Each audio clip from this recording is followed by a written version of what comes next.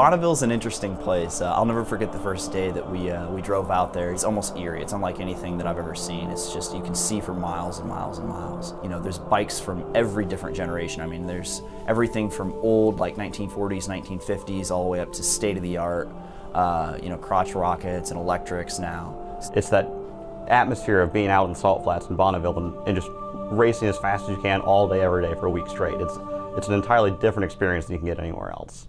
I've been going out to the Bonneville Salt Flats for over 25 years. Over the last years, I got very interested in the electric motorcycles. There was a few out there, and I talked to everybody about them. And then at Purdue started the electric go-karts.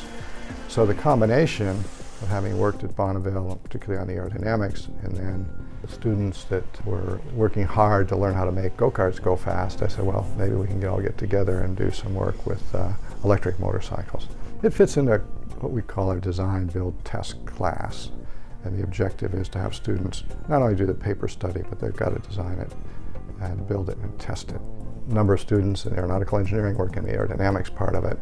A lot of the students are working on designing the aerodynamic package to make us go faster, because wind resistance is huge, especially when you're setting speed records. That's the only thing holding you back is wind.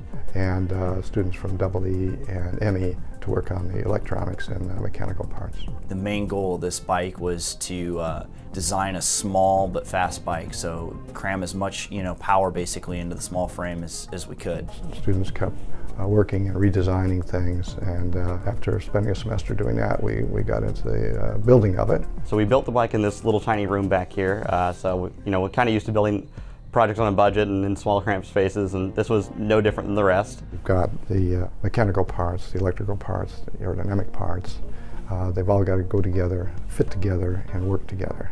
And we also wanted to be fast. And so you've got to do all that and be sure you put enough energy in to the electrical system to do that. We chose a very small but powerful lightweight battery pack. So we're actually using a bunch of hobbyist RC batteries to get the power we needed in such a small package.